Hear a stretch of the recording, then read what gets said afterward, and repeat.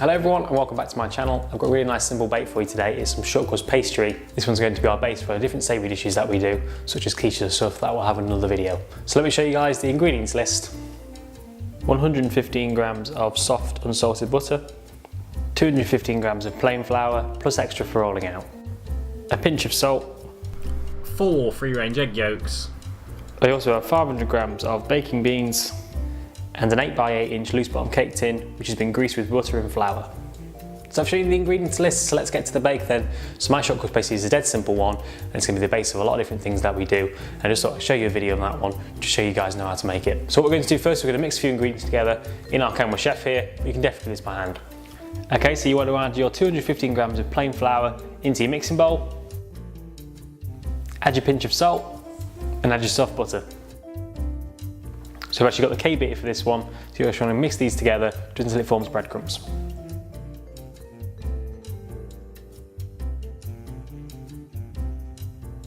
So now that we've got our pastry in like a breadcrumb state, we're going to add our egg yolks just a little bit at a time, just until it forms a dough.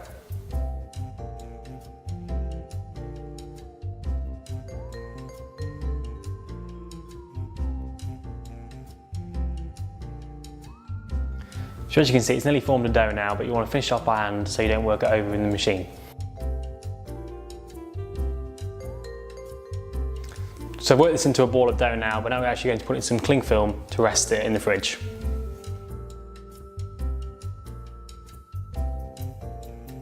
So this is the first of our 2 resting stages then, so this is the first time we're going to be resting it, and the second time is after it's been rolled out and in our tin, resting it again. This needs to be popped in the fridge now for about half an hour, just to make sure it's nice and cold, ready for rolling. Okay, so it's been about 25 minutes to half an hour now, so now we're going to get it out of the fridge, ready for the first roll. So you want to take it out of cling film, just work it together for 10 seconds. Then you want to flour your surface. Put your pastry on top, flour that, a little bit on your rolling pin, and gently roll it out.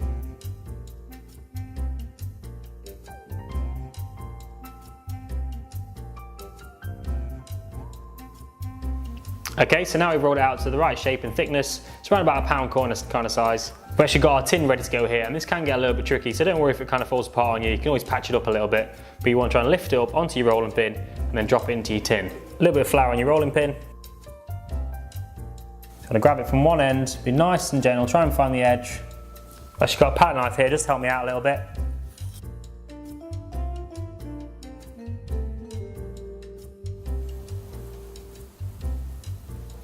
Just want to pick it up, grab your tin and roll over the top.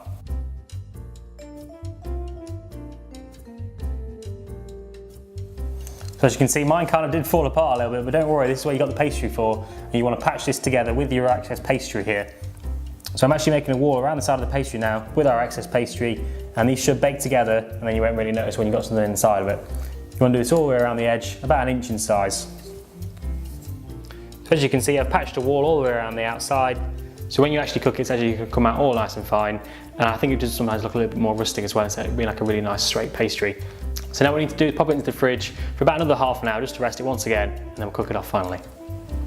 Okay everyone, so this has been the second rest now, so it's ready to go out of the fridge, ready for the oven. I've actually put the oven on to about 160 degrees.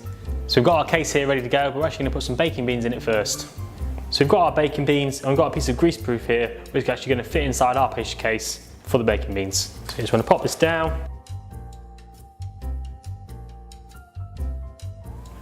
Pour your baking beans in and spread these out evenly.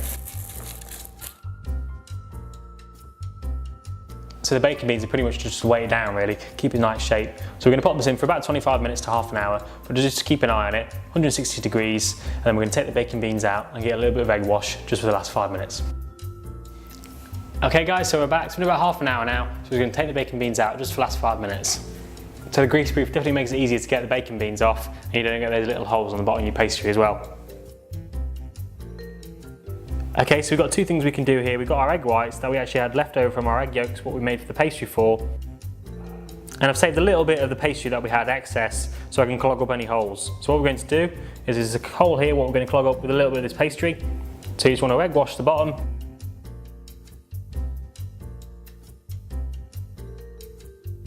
Try and egg wash the sides if you can as well. Now with any excess pastry that you had saved over, you're going to try and press it down real nice and thin and try and put it in any holes that you've got.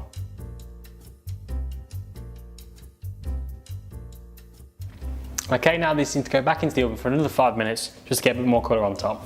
So now it's at that last 5 minutes, let's get it out. Yeah, I'm happy with the colour on that. So this is our base of any like savoury like tart or anything like a quiche or anything. That's ready to go now, ready for your filling, job done. So I do think a bit of a jagged edge just to give it a bit more character around the sides. So it just shows you then guys, you can still make it work even if it's true rolling out or anything that goes wrong. Just a little bit more persistence and you should still have it spot on. So for my next bake I will be using this short-crust pastry recipe, so I just thought I'd show you guys how to make it from scratch. So if you enjoyed the bake, please hit that like button, let me know how you guys got on with it. But that is it though, my short-crust pastry is done, so thank you very much for watching and I'll see you in the next bake.